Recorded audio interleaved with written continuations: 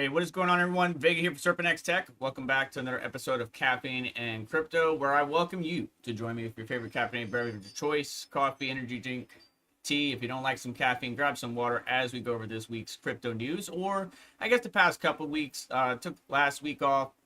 It's hit or miss every once in a while, but thank you so much for joining us. If you're new to the channel, crypto/tech content creator, usually throw up a live stream every Saturday if possible. And yeah, man, the markets are not looking too good. I mean, Bitcoin down around 8,400, or excuse me, 84,000, 8,400. Damn, that'd be a deal.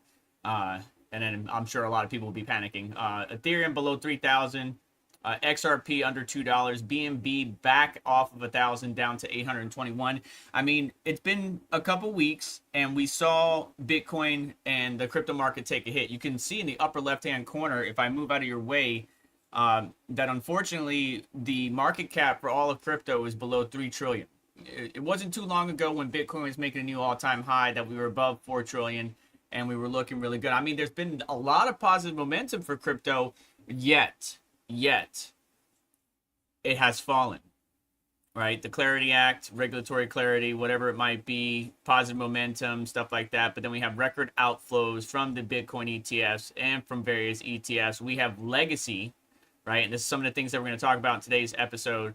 Legacy Satoshi era holders of Bitcoin dumping their wallets, right? Locking in those profits. I mean, you got to imagine these guys were in there when Bitcoin was absolutely nothing. It had no financial value, no fiat value tied to it, and they're billionaires. Why not lock in the profits that they have? I completely respect it.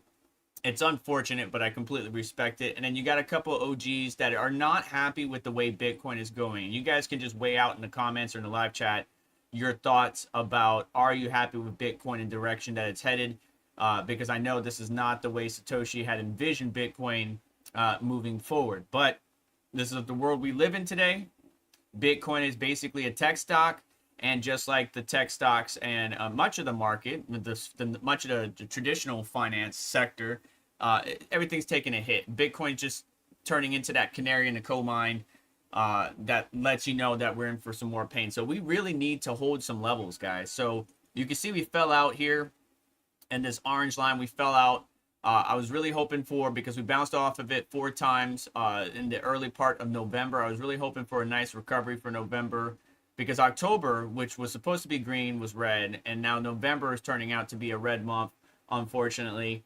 And we really need to hold this 84K, this $82,000 range. We really need to, because if we don't, we're going to be in for some more pain. You can see we already dipped down to 80K earlier, I believe yesterday, on Friday the 21st. We dipped down to the 80 on some exchanges, and we pushed back up. We're now at 84, but we really need to hold this. If we don't hold these levels, if we fall to 82 and cannot recover, if we fall to 80 and cannot recover, we're looking into some more pain. How much pain? Well, you know, all the support that was supposed to be there, right, that I said in previous episodes, at 94K, at 90K, at 88K, at 86K, 84K, I doubt that the market will let it fall that far without picking it up. They did pick up. It's just the exhaustion is real, okay? Like the bears have a good, strong position, and they're making money. You can make money both ways, both in the longing and shorting of a financial asset, and they're making good money. You know, are you participating in it? Because I called out some levels over the past couple weeks that I would recommend trading within, and so far so good. If you have been trading, picking back up at certain levels and you know, selling at those you know, short-term highs, you would be looking pretty good. For everybody else, and the more substantial stance I take is just dollar cost average. Like my mom got another $25. I got another $25 when it hit 80K. When it dipped below 90. When it dipped below 100. Like, you know, just dollar cost average every little bit, and accumulate Bitcoin for long-term holding. Don't, like, if you're trying to just get rich quick, you're going to get wrecked. Stop trying to get rich quick. Just start building financial, you know, wealth for the future, right? Whether that's real estate. I mean, gold's been doing pretty good. Matter of fact, let's go switch over to the gold chart. You know, small pullback, but looking good overall. It's handling it quite well compared to the rest of the market.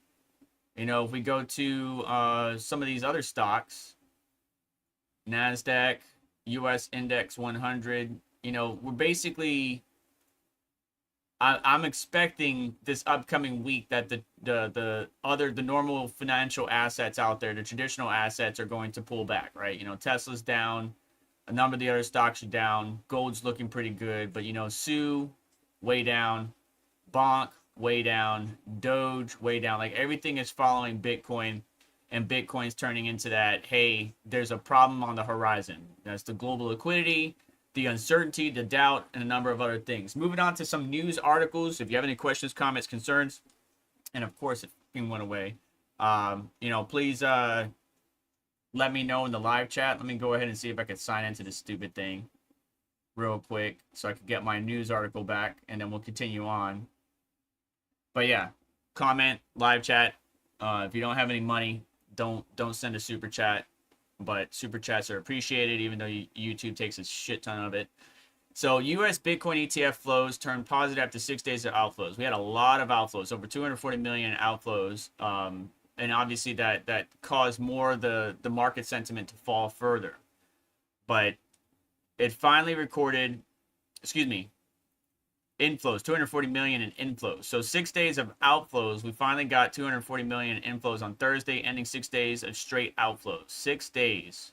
The first positive flow into Bitcoin since October 28th. Ongoing government shutdown didn't help. Now, obviously, the government's back up and running, but there's some concerns there.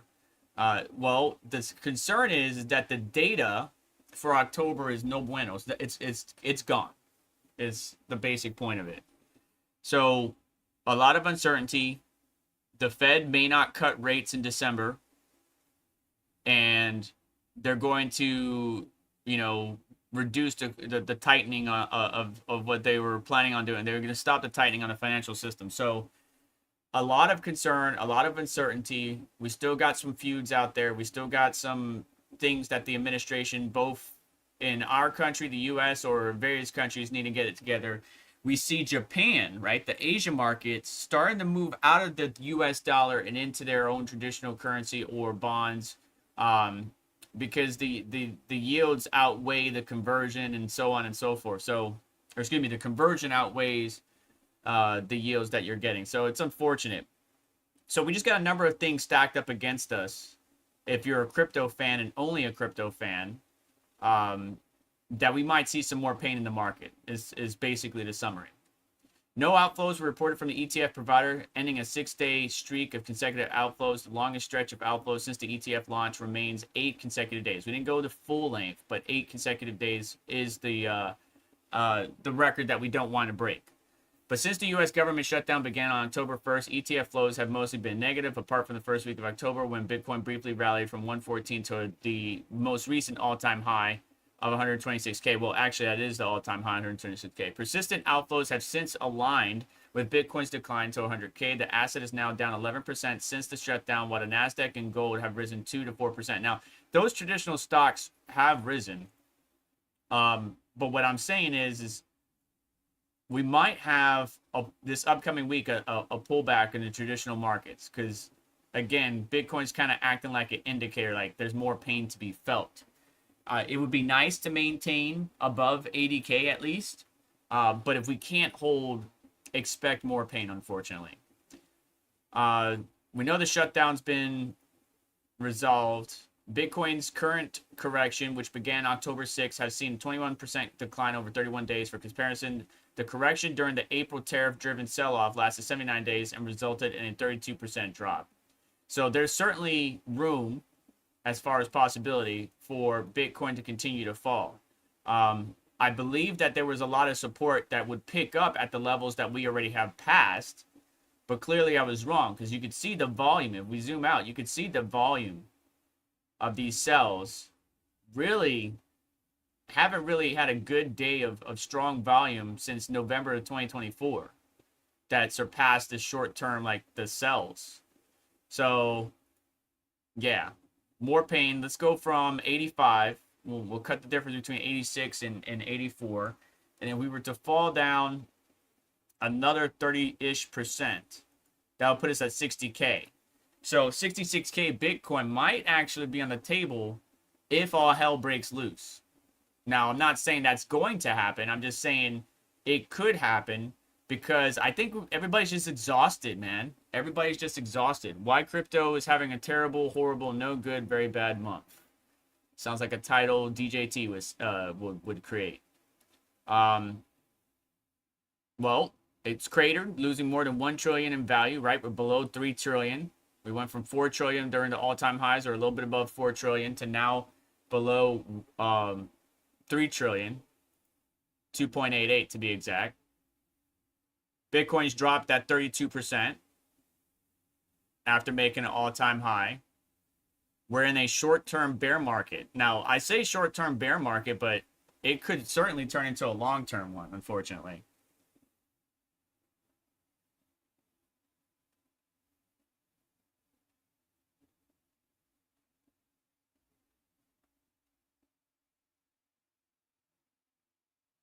Cryptocurrency tends to trade in line with riskier growth stocks, and I think people's risk appetite is just shit right now. They're not in for it. They're not all about that. They need some more certainty and more continuous upticks. And the whole market is very uncertain right now. So any of those risk assets are taking a huge hit. You would think with the US dollar or fiat currencies around the world losing their value, that Bitcoin would be strong at this point, just like gold has been. But unfortunately, the same suits that are in TradFi are also in Bitcoin. And because Bitcoin is easier to offload, I mean, like, think about it. You guys can trade Bitcoin during the weekends, during the middle of the night. It doesn't matter where you don't have to go to the bank. You don't have to call your financial advisor and be like, hey, sell this. No, you can do it right there from your phone, from your computer, from wherever across the world, borderless, like no concerns. And of course, it's people, the suits, and as well as some of the Satoshi era that are frowning upon the current trajectory of Bitcoin, are getting out, locking in their profits. Maybe they'll get back in, but they're getting out and pushing Bitcoin down even further. Now, if we don't hold 80K at least, I'm definitely looking at 76 to 72K as the next target buy-in for at least my household. Not financial advice, but it would be difficult to attribute selling to a single factor. It's multiple factors that are impacting the state of these risk assets, especially Bitcoin. The current state of the market is risk assets across equities and crypto are both seeing pullbacks due to multiple factors such as potential exhaustion and the AI trade. We did have Nvidia beat earnings and look pretty good. So some of those AI stocks, they're doing really good with the Blackwell cells. So Nvidia did good. We had the Netflix split. So some of the TradFi assets are doing okay. Gold is doing okay. It's just not these more risk-centric assets like Bitcoin, unfortunately. October jobs report canceled and November release delayed. This is a big one. If the market or the government or the financial bodies that make these decisions, whether it's to cut rates, to reduce quantitative tightening, don't have that data, and we talked about this in the past, my biggest concern is that, all right, AI is blowing up. I'm sure you guys can't move 2 feet or change to a different video on YouTube, whether you're watching this or something else, without hearing something about AI. AI this, AI that. Robotics and AI will replace a lot of the menial jobs. And I say menial, but I mean no disrespect, including my job. Right? It's a lot of the labor force was outsourced, at least here in the States, with big corporations, not everything, but big corporations outsourced to work abroad to different countries and stuff like that. And then we have AI coming in. And so companies are looking at how can we reduce the labor force, reducing expensive, but still continue to optimize or work efficiently and, gain additional money for our business. Well, AI. All right, they obviously have to invest in whatever the AI technology is or get some AI experts to help craft the technology to meet their needs, demands, whatever it might be. And then that just replaces the work. Well, if everybody's jobs are getting replaced by AI or robotics, there's not going to be too many jobs out there that people can do. There's going to be jobs out there, but there's not going to be too many jobs out there that people can do. And I'm not seeing a strong push for training the people that are losing their jobs. I'm not seeing a strong push for training those individuals to work with AI, to kind of adapt AI into their workflow to improve or get a new skill set so that way they can work in whatever it might be, whether it's customer service or working in a data center or working at Oracle or Texas Instruments. I'm not seeing that too much, and we definitely need to, because AI is coming regardless if people want it to or not. Getting the workforce to be more adaptable or to learn a new trade is super important. It's kind of like back in the day during the industrial era, a lot of those jobs in the automotive sector were replaced by robotics. So those individuals need to learn new skills in order to stay within the workforce and be productive. So if the October jobs report data is gone, or which was delayed due to federal shutdown, would not be published, removing a critical data point at the time when a stagnant labor market and sticky inflation has raised fears of broader economic slowdown, then we're gonna have a problem here, because I'm suspecting that unemployment increased. We heard about Amazon, laying off 30,000 plus people. We heard about other companies laying off individuals because AI this or AI that, or jobs replaced by this, or they had to shut down a location because of XYZ. So I'm sure that report, if they do have it, they're not going to release it because it's bad and it's just going to cause more of a downturn. The November jobs report, typically published on the first Friday of December, will be published but has been moved to December 16th. So now the next report, which I believe is after the FOMC meeting or the Fed rate cut meeting, is going to be afterwards. So there's probably not going to be a rate cut in December. And usually rate cuts will wind up causing these risk assets to accumulate or to do better or to move back into the green. But last time it didn't. Last time we had a rate cut and we pulled back. In addition to November data, BLS will also publish some October jobs information that was collected from the government and private industry payrolls, but crucially not from its traditional survey of individual households. Household survey data from current population survey could not be collected for October 2025 reference period due to a lapse in appropriations. And it's not able to be retroactively collected. Likewise, the collection period for November 2025 data will be extended for both surveys, and extra processing time will be added. September jobs data is due to be released Thursday morning. A separate set of data on the jobs opening and labor turnover, known as JOLTS, will also be released under adjusted schedule. Instead of issuing the standalone JOLTS release, BLS will publish the information on December 9th. So we got delayed reports that the Fed needs to use to make their decisions, right? December 9th and 10th meeting. Coming out after that December 9th and 10th meeting. Well, one report. The JOLTS is coming out on the 9th, so we'll see. But the data is probably not going to be good, even though I can't physically see it. The data is probably not going to be good. Rates aren't going to get cut. And people are just exhausted. People are just exhausted. And you guys can weigh in down in the comment section below or in the live chat. Like, financially, nobody needs to know your business, how much assets you have, how much money you make. Nobody needs any of that shit. My question to you is simple. Is the current, like going to get gas, going to get groceries, going to get things that you need to sustain the current life that you're on, is it getting harder or not? The simple question. In order for you to move day to day and live day to day, is it getting harder or not? If you live in the US or any other country, please specify which country you live in. Moving on, Bitcoin is in a profit-taking phase, says Crypto Quant. And I agree with that, right? Bitcoin has been dropping. So, sure enough, I've been accumulating as much as I possibly can, within reason. Making sure my bills are paid, which I would urge everybody to do. Some people that have been going all in on meme coins, hoping that they pay out only to lose all their money and not be able to pay their car note, rent, or whatever. I feel bad for you, but that was a stupid move. Don't do that. But yeah, this is a buying opportunity as well as a profit-taking opportunity, right? Some of the OGs, you guys got life-changing money in there. I know you do. You don't have to specify what, but I know you do. Right? Some of the OGs that's been around the same time that I've been in the market and longer are taking profits and they're building upon it. What I mean by that is, like, say for example, let's take for example my good friend up in St. Louis. You know, they have a sustained business that continues to grow.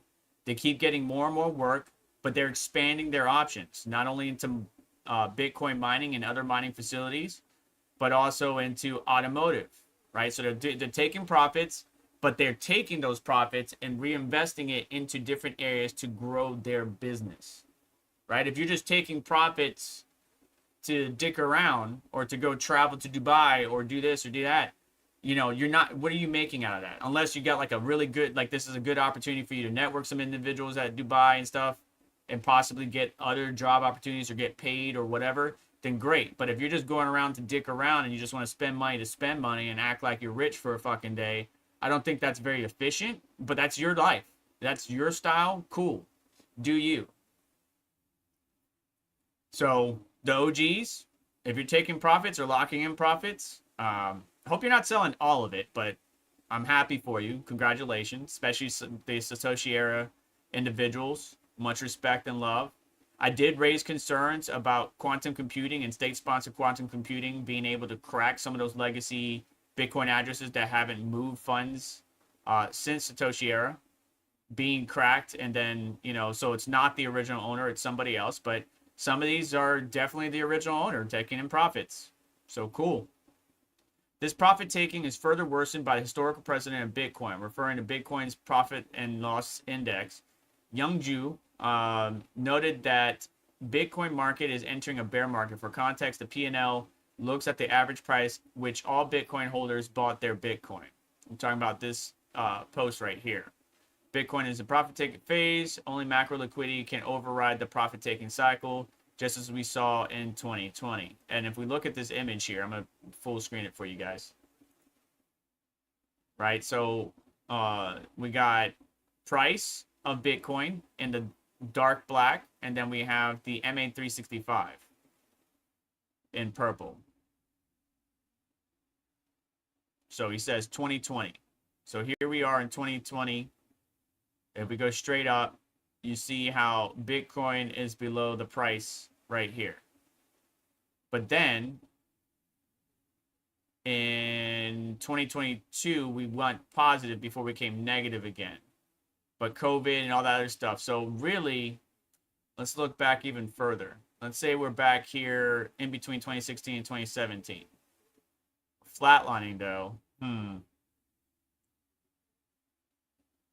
All right, so this is kind of changing my projections for when Bitcoin's going to make a new all-time high and push up to 150 to 200K.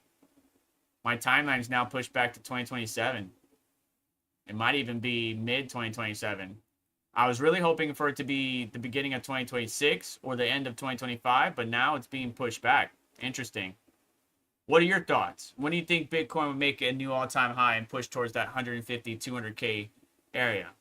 Remember, a lot of people were calling for Bitcoin to make 200K asset by the end of 2025. Well, that's not looking too probable, because usually the end of December turns into profit taking because people are trying to recoup some of the money that they spent on Christmas and Christmas gifts and travel, all that stuff. So we'll see how things go.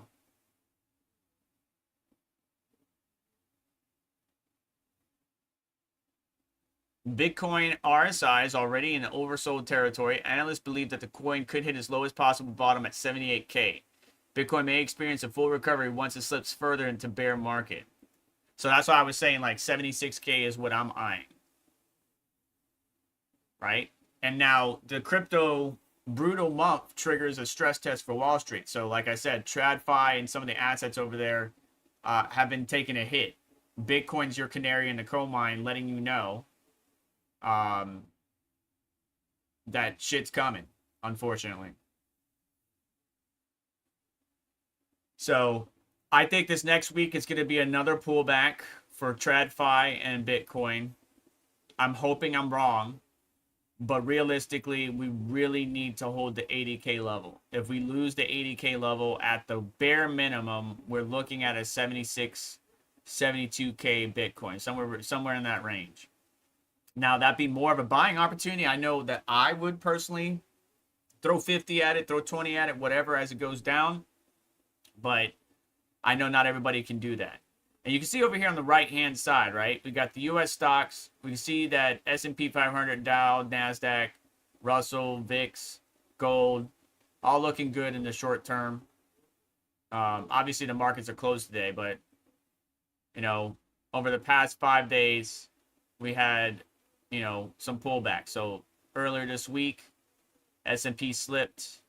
Let's go over to the Dow 30 over the past 5 days, right? You can see this hump in the middle on the 20th, and then we fell off, going back up. But NASDAQ now on 5 days, same thing. Hump in the middle, we all pull back. So the pain is being felt across the board. Plain and simple. The pain is being felt across the board. Bitcoin and other crypto assets sink into flight from risk. Bitcoin has fallen to a 7-month low, and Ether to a 4-month low. Cryptocurrencies have lost around 1.2 trillion worth of value in just 6 weeks. With cryptocurrencies swept up in a broader flight from riskier assets as investors worried about lofty tech valuations and bets on near-term U.S. interest rates cuts faded. Bitcoin, the world's largest cryptocurrency, fell by 5.5% to a 7-month low of 81K. Some markets or exchanges saw 80K. Ether slid 6% to 2,600. Its lowest in 4 months. Both tokens are down roughly 12% so far this week. Cryptocurrencies are often viewed as a barometer of risk appetite, right? A lot of people don't want to take risk, right? They need stable, steady income. They don't want to play around with risk assets. And their slide highlights how fragile the mood is in the markets and what the mood has turned into in the past week or recent days, with high-flying artificial intelligence stocks tumbling and volatility spiking the VIX, right? So even though Nvidia had beat their earnings and they're looking good, they're selling good a decent amount of Blackwell GPUs, which, by the way, some of the GPU miners out there that still exist, hi, I'm still with you. It seems like Nvidia and AMD may be pulling away from trying to get us the latest and greatest GPUs, and there's more focus on data center or, you know, compute non-related to mining setups. Like, we might not see, like, I'm going to probably stick with my 9070 XT. This is the only new GPU I have. The 9070 XT is the only new GPU. I had a 4090, I sold it. I had a 5080, I sold it. I never got the 5090, probably not going to. And all of my cards are either 3000 series from Nvidia or 6000 and 5000 series from AMD. Like, I don't have the 7000 series. I got rid of that, even though I love the 7900 XTX. I'm just not, like, buying the latest and greatest is not as enticing as it used to be when the prices, in my opinion, don't match the value you actually get. Right? They're just selling shit to sell shit. You're not actually getting a significant, you're getting some gain depending on your previous generation hardware, but like the gain is not nominal to the value that you're actually getting, in my opinion. So we'll see what they do. But anyways, Bitcoin slide follows a stellar run this year, propelling to all-time highs. But analysts say that the market remains scarred by the record single-day slump last month that saw more than 19 billion of positions liquidated. The market feels a little bit dislocated, a bit fractured, a bit broken, really, since we had that sell-off. Citi analyst Alex Saunders said 80,000 would be an important level, and is around the average level of Bitcoin holdings in ETF. So if we lose this level, we could probably see a significant amount of outflows from those ETFs, as well as retail selling, or as well as Satoshi era selling. And now we're looking at a $72,000, $76,000 Bitcoin. Now, why would Satoshi era people sell? Well, I mean, if you bought Bitcoin at nothing, at not even a fucking penny, it wasn't valued, and you had hundreds of thousands of them, and now you got 9 billion, wouldn't you take profits too? or even 1 billion or even 200 million, wouldn't you take profits too? So in today's age, we have more millionaires and billionaires than any time in the past. Like, the market has made people wealthy. It sucks that not all of us were able to get on those positions in time to gain that wealth too. But that doesn't mean you should not try.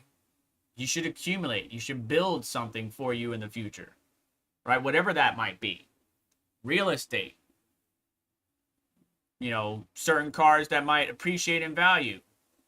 Stocks. Crypto. Whatever. Just build for the future. Stop chasing the short-term highs or get-rich-quick schemes. The sell-off has also hurt share prices of crypto stockpilers, following the boom in the public digital asset treasury companies this year as corporates took advantage of rising prices to buy and hold cryptocurrency on their balance sheet. Shares of Strategy, once the poster child for corporate Bitcoin accumulation, had fallen 11% this week and were down nearly 4%. Now, we have seen some of those crypto companies take a hit, but I'm actually seeing an improvement in like Bitcoin mining stocks, interestingly enough. JP Morgan said in a note this week that the company could be excluded from some MSCI liquidity indexes, which could spark forced selling by funds and track them. And Japanese peer Metaplanet has tumbled about 80% from June peak. Crypto exchange Coinbase was down around 2%. Crypto miners Mara Holdings and CleanSpark were down 2.4 and 3.6 respectively, with Winklevoss twins. Newly listed Gemini has plunged 62% since its listing price. Bitcoin market conditions are most bearish they have been since the current bull cycle started in January 2023, said digital asset firm CryptoQuant in its weekly crypto report on Wednesday. I mean, realistically, if you zoom out though, like, Bitcoin's been looking good in the long term, but can you wait? Right? So if we really want to say, like, this is the longest bull run in history, well, if we exclude the 2018, 2019, and we just start counting from September of 2020,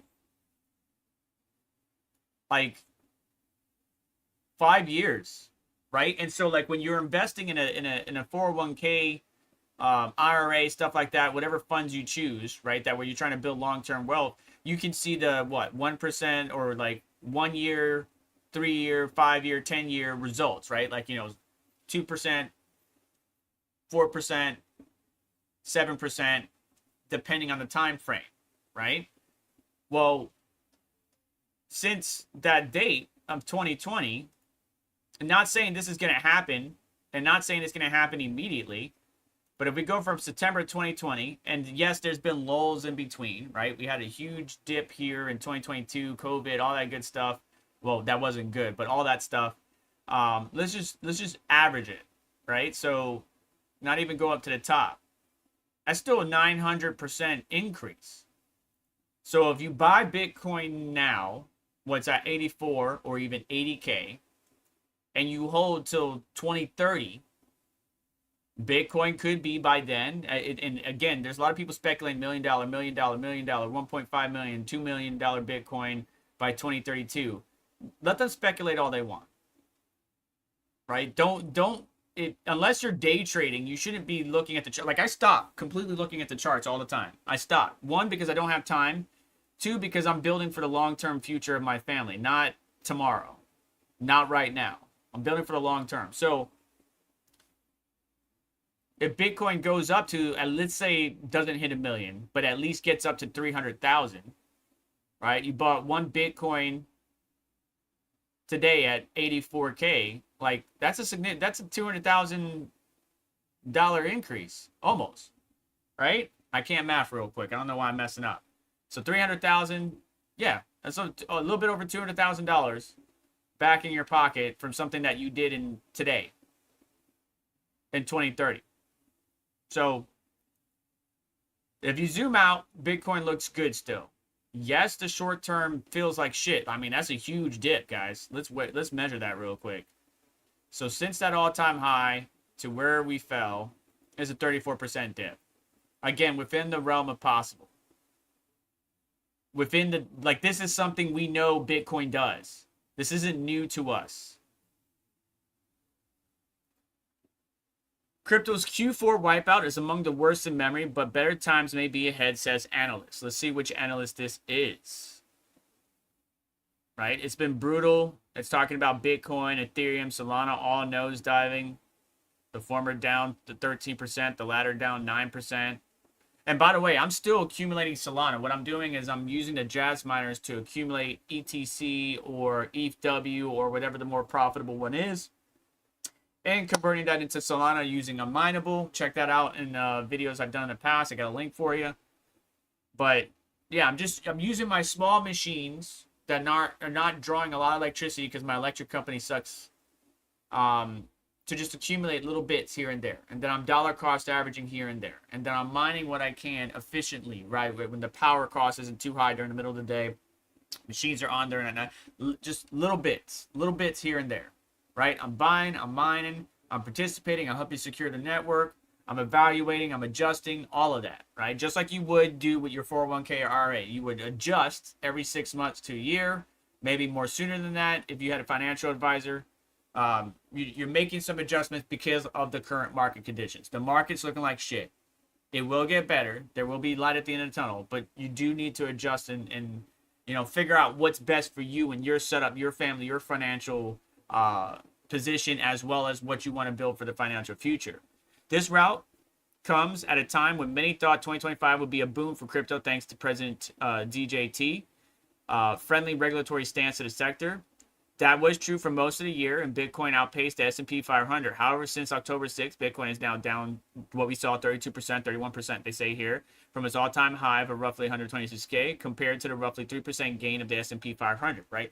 That's a huge, right? So S&P gain of 3%. We were just talking about that. 1 year, 3 year, 5 year, 10 year, right? So unfortunately, this risk asset has some serious swings up and downs. Markets are essentially flying blind right now, starved of meaningful macro data, right? We're missing that October data. We're going to miss and be delayed on the data for November, and basically stabbing in the dark. That vacuum has triggered broad risk asset selling, says James Butterfield, head of research for CoinShares. A sharp repricing in expectation for December Fed rate cut has fueled the sell-off, especially because if you go look at the FOMC chances of cutting rates, or the Fed chance of cutting rates, it looks like they're not. It looks like they're going to stay paused. Crypto recent tailspin began on October 10th, 9th, whatever, when traders experienced largest liquidation event in history, according to analytics company CoinGlass.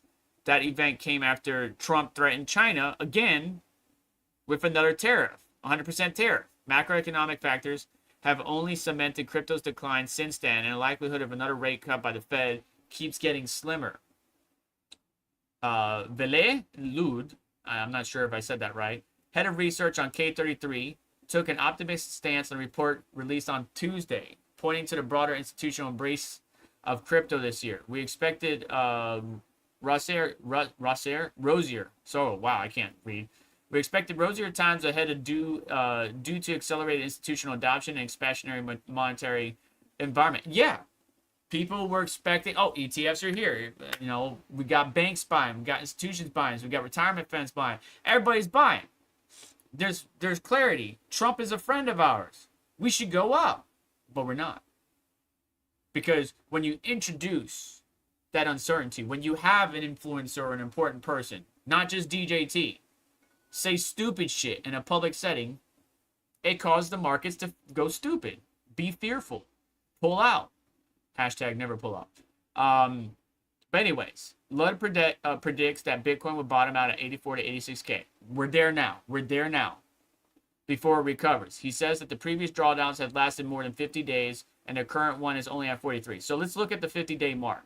So he says the current drawdown. So we're going to go from the previous all-time high, all right, because that's where I feel like it started. And 50 days, he says 50 days. I'm going to say 55, right? Because 50 days will put us at this upcoming Tuesday, right? Right before Thanksgiving. And usually, actually, at the Thanksgiving dinner table, family starts asking questions, you start educating them, and they start buying, and then everybody's doing that around the dinner table. Next thing you know, Bitcoin starts to climb up. So Thanksgiving, we could have a pull up. I'm just concerned about Monday, Tuesday, Wednesday leading into Thanksgiving. So 55 days from now would be basically this upcoming weekend, this upcoming Sunday, right? And I might do my show next week, so bear with me.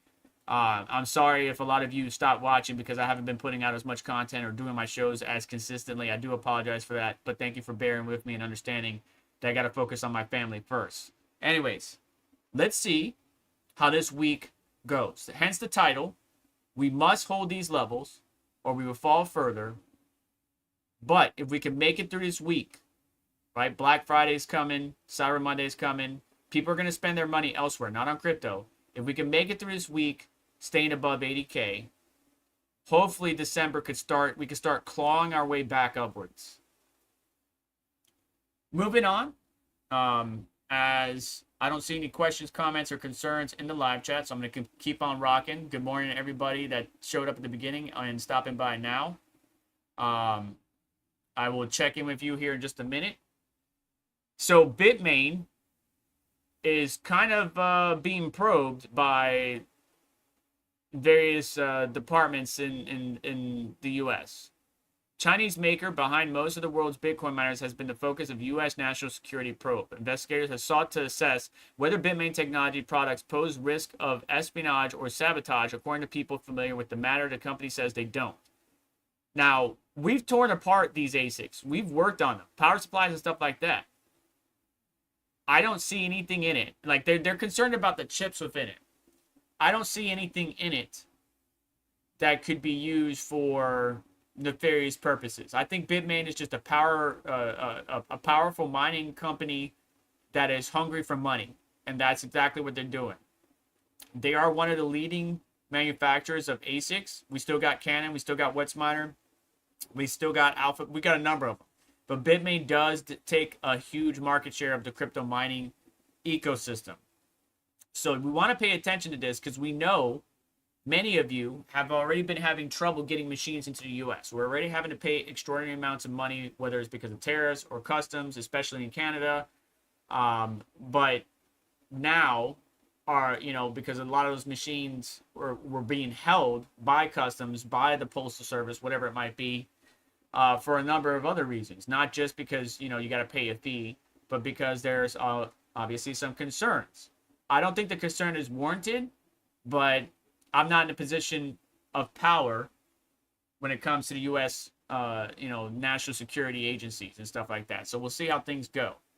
However, I do want to know if you are still being impacted, if your miners have been sent back, if they have been held, if they have been destroyed, or if you had to pay what I would call a ransom in order to get your hardware in, especially if you're buying by the pallet or in bulk as a big operation. I'm not sure how many of the big boys or medium-sized mining operations watch this channel, but if you do, I would like to hear from you. If you don't want to speak publicly, go ahead and email me or reach out to me, DM on Twitter or X.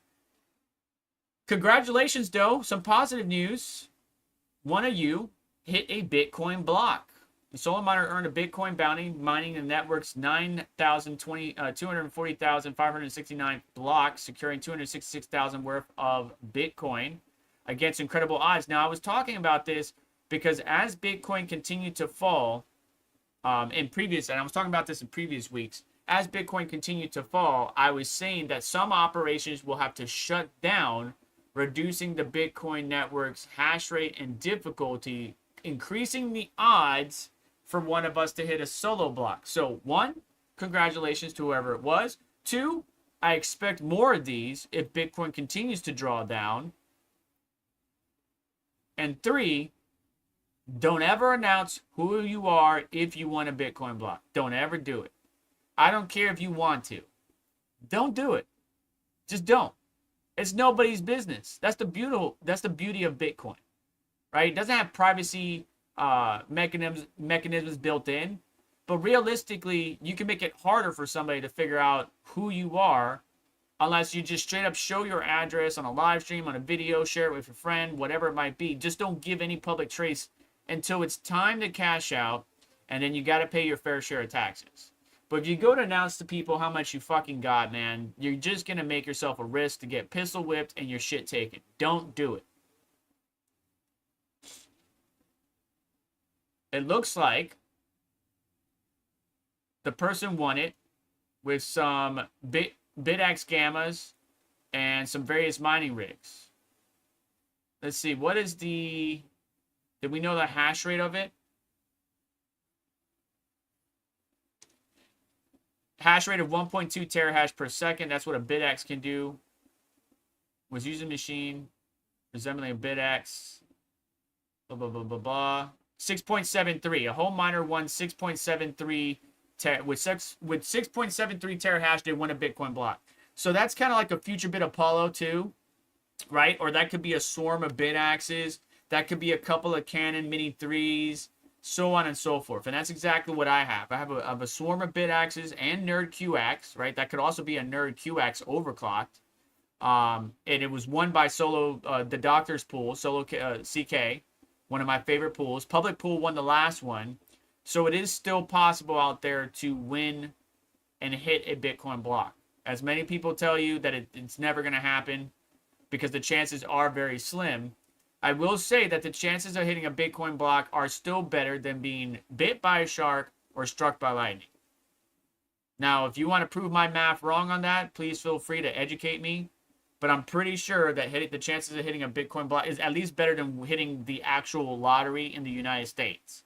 So participate. It's only like 5 watts, 10 watts, 20 watts. Depending on the machine, it could be a couple hundred watts or 100 watts. But participate.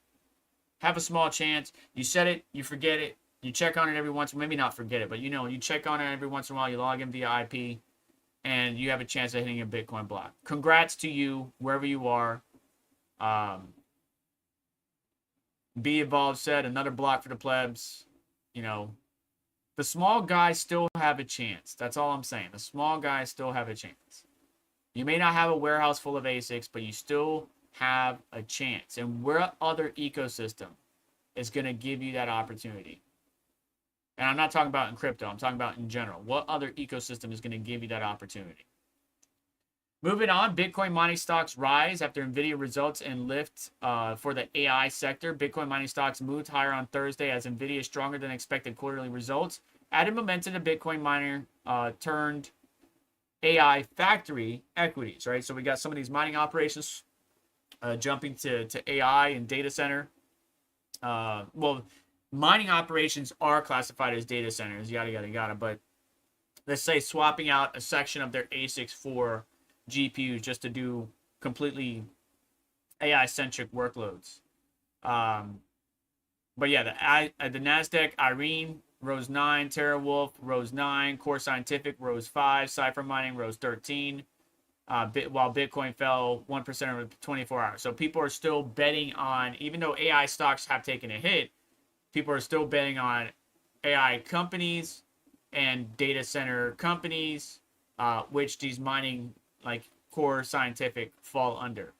Nvidia reported Q3 revenue growth of 62%, its first acceleration in 7 quarters. The chipmaker's results added roughly $300 billion in the market value to AI-related stocks within minutes. JP Morgan noted that the publicly traded Bitcoin miners with hyperscale contracts have been decoupling from Bitcoin prices since August. The trend accelerated following Thursday's market reaction to Nvidia's earnings. Cypher Mining climbed 10% after the company called a 56 megawatt 10-year hosting contract, with Fluid's Stack, an expansion of its existing agreement. The deal adds about $830 million in contracted revenue and lifts total contract revenue for Fluid Stack to about $3.8 billion. The company plans to issue $333 million of secure notes backed by Barber Lake project signature. Google expands its back half of Fluid Stack's obligations by $330 million, bringing the total to $1.73 billion. So things are still being made, moves are still being done. We also have Irene that reached an agreement with Dell Technologies for GPU-related infrastructure worth about $5.8 billion. The company said its investment will be funded through existing cash, Microsoft prepayments, operating cash flow, and new financing. Shares rose 21% following the announcement earlier this month. So AI's focused hedge funds have increased exposure to miners shifting into compute services. So these mining operations that have rows on rows on rows and rows of ASICs moving more into the compute sector, whether that be Galaxy, Riot, Bitfarms, whatever it might be, getting some of that AI money and some of that AI market share by expanding its facilities and so on and so forth. Now, here in a minute, we should be going over to Red Panda Mining. I dropped the link in the live chat. I will redirect you automatically. But we have about 9 minutes left for us to chit chat. If you want to ask any questions, comments, concerns, just send the @ symbol. It'd be great to have you. Next week, if I can make it. Let me check the live chat real quick. So everybody's saying morning, coffee. By the looks of the market, Adam Williams says, by the looks of the market, I have more coffee than I have crypto. Facts. Big facts. You know, I never really liked the Asus Noctua GPU. Anybody have any comments on that? I just, the blacked out version maybe, but I just never got into it. I know Noctua fans are really good. But yeah, I never really liked that GPU. Adam Williams also says, yeah, USA on fixed income. Ontario Miner said earlier, I'm not sure if you're still here, but thank you for your comment. Here in Canada, your hard-earned dollar doesn't go as far as it once did. Taxes on the dollar have gone up, as well as everything we consume in our everyday. So that was a comment of me asking, is your life, your day-to-day life, is it getting harder? That's my question. Is it getting harder? So Seb says, yeah, Canada, tax exhaustion. Softman says, in the U.S., things are more expensive, but doing okay so far. So, like, yeah, say here, I'm okay, but I'm not, like, going to go buy a yacht tomorrow. I'm not going to be able to go on some fancy trip tomorrow, but I'm not going to lose the house tomorrow either. So, like, it's so-so. Squirrel Miners 4 years. A lot of people cash out for Black Friday deals. Yep, right. So Christmas comes in. You're doing a lot of Christmas shopping, a lot of holiday shopping, whatever it might be. So you're going to take some profits, recoup some of that expenses.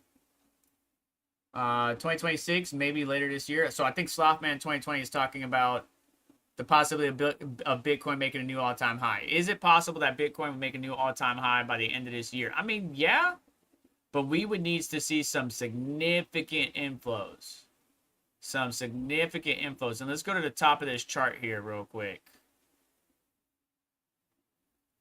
Let's say it takes 68 days, which would put us into February. So hang on. Let's remeasure that. So where's the end of this year? All right. End of this year.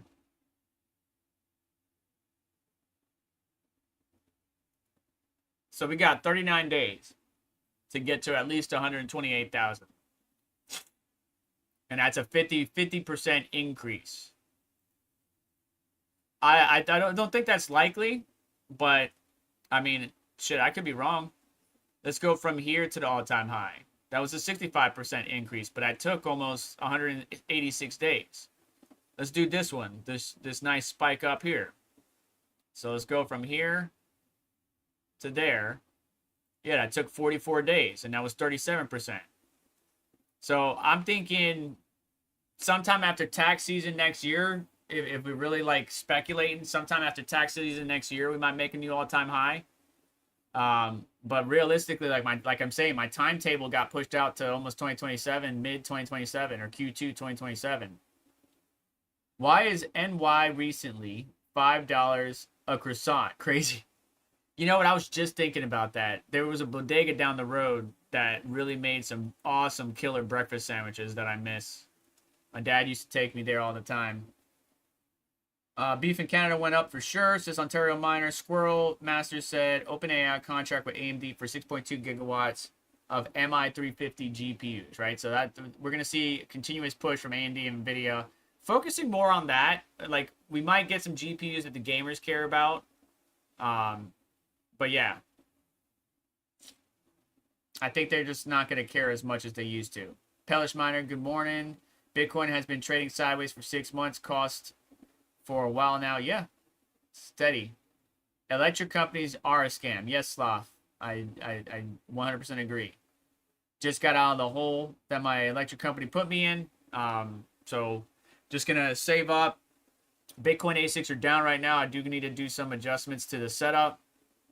I'm not in a rush because, as I've been saying for weeks now, I'm focused on family, but appreciate you guys nonetheless. I do have an update video coming. It's not going to be related to crypto mining, but I will put it out as soon as I can because I got to get to work. But mining, winter heating, coin are a bonus for utility blockchain. Yeah. So I run my machines to keep the house warm, especially if it's getting cold. The cold snap was dropped. We got down to 32 at one point in time, but it stopped, and we might get a nice chill winter, or excuse me, Thanksgiving. You guys, depending on where you are, you might be cold already, but at least here in northern Florida, which is kind of like southern Georgia, we're going to get back to those cold temperatures just in time for Thanksgiving. I'm looking forward to it. What do we got here? Squirrel Masters. AMD also has a patent violation lawsuit going on right now. Two for X3D CPUs. Ooh, patent infringement. Ah, that sucks. Well, I love my 9800 X3D and my 9070 XT. They're serving me well. It plays well. It plays Battlefield 6. I'm enjoying it. And I have had time to game, right? There's some of these days, even though I've been so busy working with the family and stuff like that, I haven't really produced content for you guys. I had time to play WoW, to raid, to play some Battlefield 6. I know there were some new weapons that are unlockable now, but I haven't played as much as Battlefield 6 as I need to or I would like to. So I'm trying to get back into it. And I haven't been hanging out with some of you DGens, whether you're in the Misfit Mining crew or the DGens. I definitely need to stop by and say what's up. But yeah, just staying busy over here. Nothing new to report. Dad's doing better. Uncle's doing better. Just gonna keep jamming. Apologies for the content. If you guys really want me to make content, make sure you like and subscribe and hit me up in the comment section. If you miss my videos and you absolutely need them, just let me know in the comment section of this video or any of my videos, and I will try to get back into churning. I don't know if I'll be able to do 3 a week like I was for so many years. I've been doing 3 videos a week in one live stream for so many years. Ridiculous. Can't sustain it too long. Hopefully Red Panda Mining will come on sooner. Let's go back and look at the Fear and Greed Index. Fear and Greed Index around 10. Right? Is that the lowest we've ever been? Yeah. This is the lowest the Fear and Greed Index has ever been since it started being tracked. That's crazy. That is crazy. And just think of how opposite. So last year, November 2024, we were at 88% greed. And the polar opposite this November, we're at a 10, 11% fear. Or not percents, but you know what I mean, scale-wise. So that's absolutely crazy. Market cap taking a huge hit. Right, we got a nice downward view going on here. Well, not nice, but you know, we went from that 4.2 or 420, 4.2 trillion market cap on October 5th, 2025 to now only 2.88. A lot of coins taking a huge hit. All season we thought was going to be here. It has not come. It shows up for 2 seconds and then it disappears. It's just driving me crazy. But yeah. We definitely need an alt season because I know a lot of you guys have altcoins that you would like to offload or convert into Bitcoin or whatever it might be. So it would be nice to fucking get an alt season, please. But I think the suits are just ruining everything. No disrespect to the suits. I mean, they got a job to do too, but like everything is treated as numbers. Because everybody's just greedy and wants money, money, money. and they don't look at the value that these technologies can have. Blockchain technologies have so much value. When a good team can implement and adapt it to the needs of the world, it's just so much value in it. But people just want to look at it as an investment vehicle only. Some of the people in the Satoshi era are not happy with the fact that people are using Bitcoin to store NFTs and load a bunch of data and do a bunch of dumb shit. They think Bitcoin should just have been Bitcoin, but we do need to improve it and get it ready for the quantum era, 2028, 2030, as we talked about in the past, and I have a dedicated video on that. But other than that, I really don't care for the NFTs and stuff. I think I got like a Bitcoin NFT at one of the events, and I'm sorry I didn't get to go to Mine Disrupt, but I hope you guys had fun. Some of you that went there. We'll see about next year and getting back into getting back into the swing of things and going out to these events, because I love meeting you. I love spending time with you guys, drinking a beer, having a few drinks, whatever it might be. Like, the community is why I continue to make videos despite not having the time to make videos. It's because of you guys. So even if it's only one of you watching, even if my video only helps one of you, I appreciate you. And I appreciate what you guys have done, not only for the crypto community, but just the community overall, the tech community, the gamer community. Y'all keep jamming. Y'all keep jamming. All right, Red Panda is live. So I'm going to send you guys over there. Is the music playing? Yes, it's music playing. Sorry for that loud music. But I'm going to let you guys head on over there. Thank you so much for stopping by. I'm not sure if you heard what I said, but basically, in summary, even if I make a video and it only helps one of you, that's what I care about. Just anything I can do to help somebody out there, even if it's a question nobody asked, that's all I care about, is helping people. And I appreciate you guys, the community, not just the crypto community, but tech community, the community as a whole. You guys are awesome. Appreciate you. Go hang out with Red Panda Mining, and I will catch y'all later, all right? Hit the like button on the way out.